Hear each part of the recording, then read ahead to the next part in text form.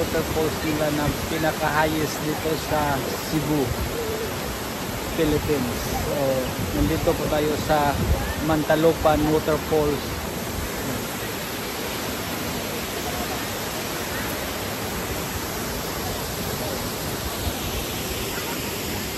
Medyo konti lang yung tao kasi weekdays.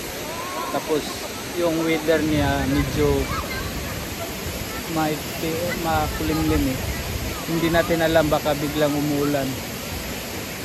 So mura lang ang entrance nila. Kung maliligo ka 100, tapos pag hindi ka maliligo 50 lang. Tapos may life vest ka na pag maligo ka, kasama na yun. Napakaganda. Dalawa lang pag dumaan ka sa dito sa itaas papunta dito, dumaan ka ng hanging bridge nila papunta dito.